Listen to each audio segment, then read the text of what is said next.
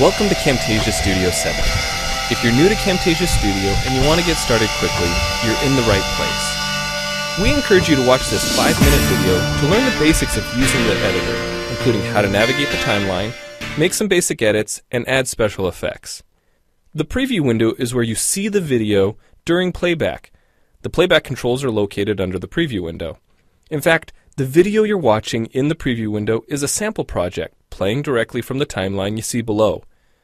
After you watch this video, we hope you take some time to practice what you've learned using the content on the timeline.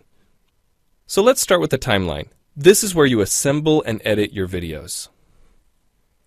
At the top of the timeline, tick marks represent time in terms of minutes and seconds. When building a video, you'll work in a horizontal manner, beginning from the left and moving sequentially through time towards the right. To make precise cuts and selection, use the zoom slider to magnify the view of the timeline. And when adding elements to your video, such as a call-out or audio clips, these are placed on different tracks. Tracks are created automatically, when you need them, when elements are added to the timeline. So depending on your video, you may be working with several tracks at one time. To change the position of an element on the timeline, just drag it. To change the length of an element, drag the edges in either direction. An important part of the timeline is the playhead. The playhead moves the timeline and indicates the current frame displayed in the preview window. To view your video, click play in the preview window. Notice how the video and the timeline's playhead stay in sync? Click anywhere on the timeline and the playhead moves to that point. The green section of the playhead is called the in point.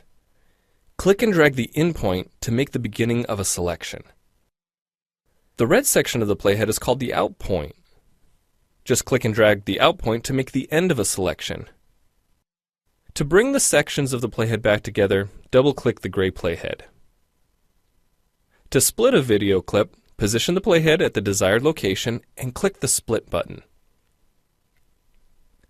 And if you want to remove a portion of your video, make a selection with the in and out points, then click the cut button.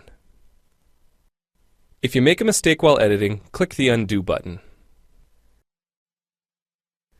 Next, we'll look at the clip bin and the library.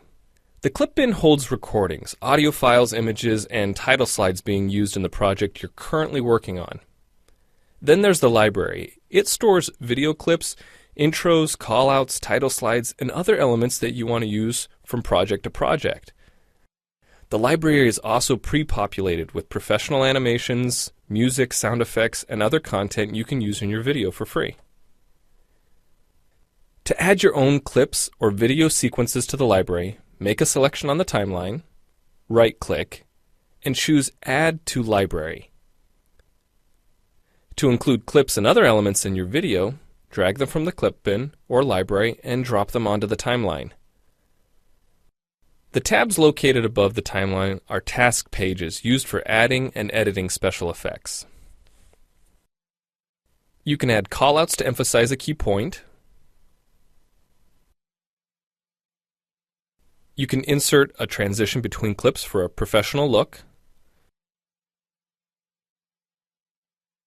Apply zoom and pan effects to focus on important details.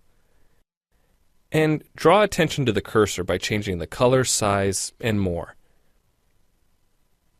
If you double-click an element on a track, the playhead moves to the beginning of that element, and its task page opens, allowing you to make edits to that element. So we've shown you a few ways you can navigate and edit your video, but how do you get content into your video? Well, to make a new screen recording, click the Record Screen button. If you already have an audio or video recording to use, click the Import Media button. When you've made edits and added effects to your video and you're ready to share it, you need to produce the project to create a shareable video. Click the Produce and Share button, step through the wizard, and Camtasia Studio creates a viewer-friendly, shareable MP4 file ready to upload to screencast.com, your blog, or a website. Well, it's time for you to try Camtasia Studio out for yourself using the content on the timeline. The help file in Camtasia Studio will help you use each of the Camtasia Studio features and applications. The Learning Center on TechSmith.com has in-depth video tutorials and other sample projects to download and practice with. So we hope you enjoy Camtasia Studio. And happy screencasting!